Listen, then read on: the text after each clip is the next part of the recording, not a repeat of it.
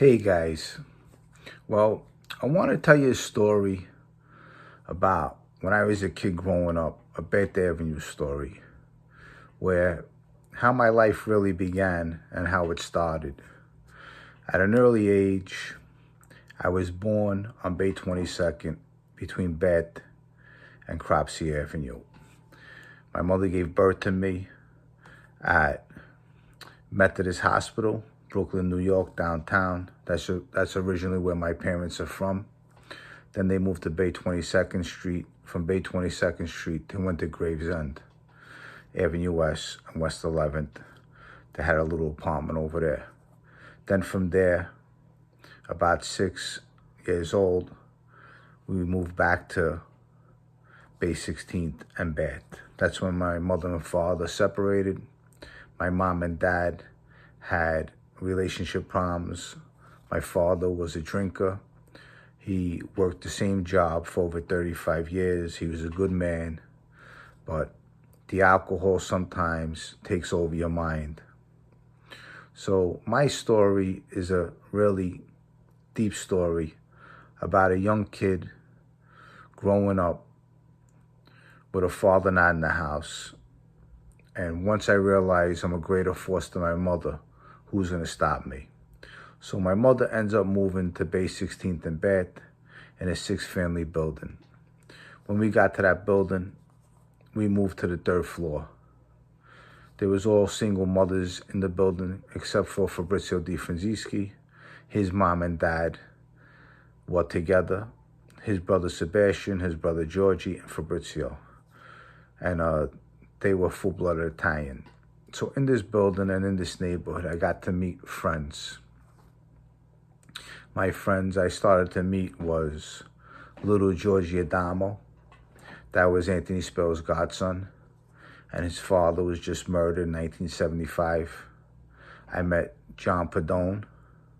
John Padone was on 17th Avenue and Bath. You had Albert slaving around the corner. And the kid Damien on 17th Avenue, Bath.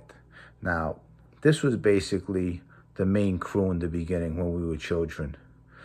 And, you know, we formed our own little crew, the BAB crew. We used to tag up and write graffiti. We used to rob things for Nick in Nick's candy store. We would walk into the social club. Everybody be playing pinochle or cards, and we would run errands for these older men.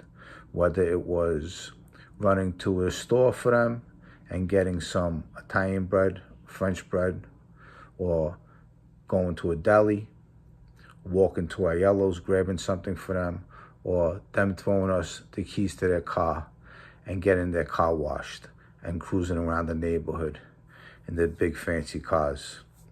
Now, also at this time, these guys would ask for little favors here and there. For example, Frankie Bowler, he was a little younger than the original older guys, asked us to break a window across the street to an oil company. I guess they weren't paying their weekly dues, and what we do is we throw a brick through the window. After they get the message, they start paying again. So these are the little things we did for them. Frankie the Chico was one of the main guys. He was a big shot in my neighborhood. I was born 1969. Frankie the Chico used to pile us into his car, and he would drive us down to Staten Island. He had a house on Forest Avenue, Hill Road. That was 1300 Forest Hill Road. And that's the house we used to go to. What he used to do was, we would go swim in his backyard. He would order pizza, or he would put something on the grill for us. He always had this great hospitality, but he would also give us some kind of test to see if we were good kids and if we would take anything from his house. And we always passed the test. For example, one time he takes us to his house and we're swimming, and he puts three $300 bills on the table. He wants to see if anyone is going to touch those $300 bills. And none of us touched them because we knew better. So these are the tests he gave us to make sure we were good. Now, little Georgie Adamo's father was a knockaround guy, probably was going to get straightened out. They killed him in 1975. His name was Georgie Crowbar. Georgie Crowbar was a tough guy. He killed a few people. He was big with the drugs. He was very close with Eddie Leno. Eddie Leno, one of the guys who killed Paul Castellano, was Georgie Adamo's godfather. He baptized little Georgie Adamo. So at an early age, when I was a kid, we used to drive to Sheepshead Bay with our bicycles, and we would go see Eddie Leno, and Eddie Leno would be surrounded by all these big fancy wise guys with pinky rings, sunglasses, hats on, and you knew just who they were. He'd be sitting down, and at a big round table, there would be all these wise guys. Now, we used to see him, and he would introduce Georgie as Georgie Crowbar's son. He would ask my name. I would say, I'm Jimmy, hi. And they would say, wow, Jimmy and Georgie. Look at you two kids. You two kids got a big future ahead of you. Just keep on doing the right thing. And someday I see you becoming just like us, someone big in this life, And little Georgie, if he never succumbs to drugs, he's probably going to be one of the youngest kids to ever get straightened out. Unfortunately, the kid fell to drugs. But he had Anthony Sparrow as a godfather, and he had Eddie Leno as a godfather. Two big hitters in the underworld. One in the Bonanno crime family, the other one in the Gambino crime family. So Georgie was definitely on his way to stardom. Unfortunately, in the course of his journey in life, he chose drugs and he got addicted to them. And then he was murdered. That's another short story. Now, I started this life at a very young age around these gangsters and wise guys and hoodlums in the street. I always been around them all my life, whether I went to prison and whether I was in the street. There's an old saying on my block, is that when you're friendly with the wise guys, make sure you're always friendly with at least one of them. Because if you're not friendly with all of them, then eventually they don't like you, and that's when you're going to get killed. So you always have to be friendly with at least one of them, because one of them can save your life. If you're not friendly with one wise guy, at least you got the other wise guy talking good about you. So someone likes you, and that person is the guy that's going to take you underneath his wing. And he's the one who's going to make your life better and direct you into success, if not into misery and prison and death. Because that's what these guys do. They either make you or break you in my neighborhood. But that's how the neighborhoods are. Now, in my neighborhood, all the young kids growing up, all they ever really wanted to be was gangsters. There ain't no big success stories as far as doctors, lawyers, businessmen. No such thing. You want to be a gangster. You want to get your button, and you want to have your own crew. And once you get that button, you have a license to do anything you want in this world, in that neighborhood. That neighborhood is your stardom, where you're going to grow and you're going to get big, and people are going to open up doors for you and roll out the red carpets. And you're going to make a name for yourself, and eventually you'll have your own crew, and you'll be a big shot someday. That's all the kids want in that neighborhood. It's a recruitment center for young boys, for the 5 families, to teach them the trade of a wise guy. That's just what it is. Now, growing up, the mischief I got in was we always did some burglaries. We got into trouble. At times, we were barred from the avenue for a couple of days because we wouldn't listen.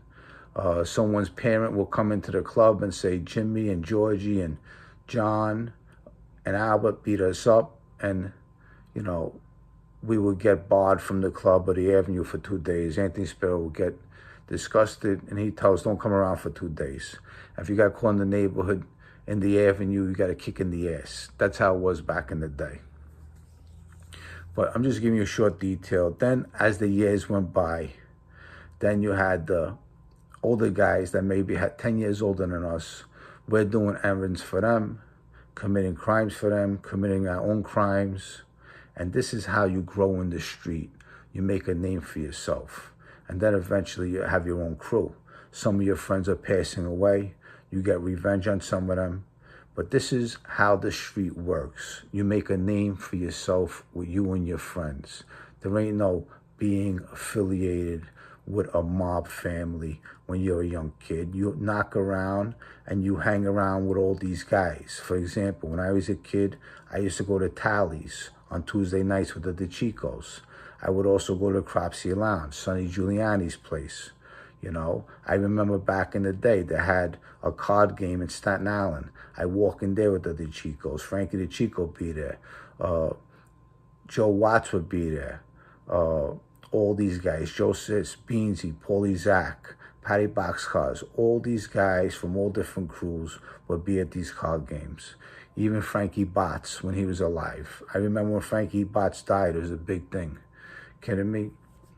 But this is the story of a young kid growing up on Bath Avenue, telling his story about the things that went on in his life, the trials and tribulations, how I came from a God-loving mother, a hard-working father, and where I ended up, and how to tell my tales to the feds to get out of my troubles.